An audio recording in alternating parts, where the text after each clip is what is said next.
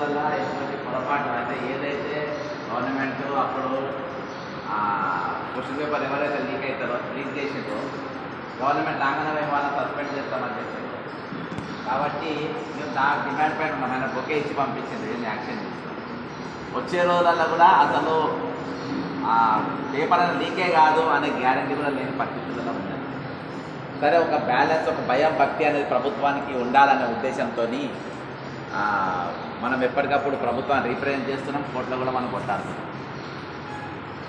ఆ ప్రధాన డిమాండ్ 2 లక్షల పోస్టులు ఉంటాయి. ఏ డిపార్ట్మెంట్ వైజ్గా ఎన్ని ఖాళీలు ఉన్నాయని అక్కడ స్పష్టంగా ఉండదు కంప్లీట్గా.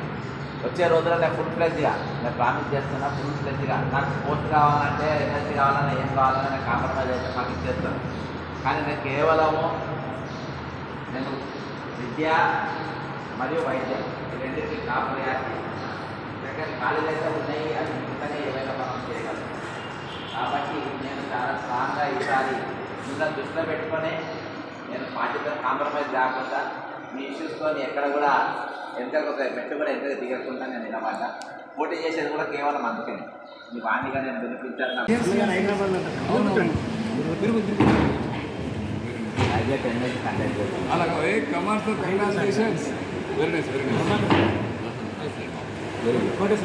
కాంగ్రెస్ నుంచి సార్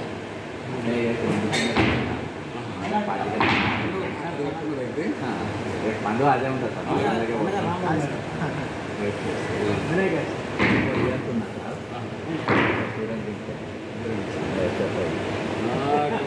సార్ ముందు తీసుకొస్తే బాగుండేది సార్. చాలా బాగుంది, మా అందరూ వస్తుంది.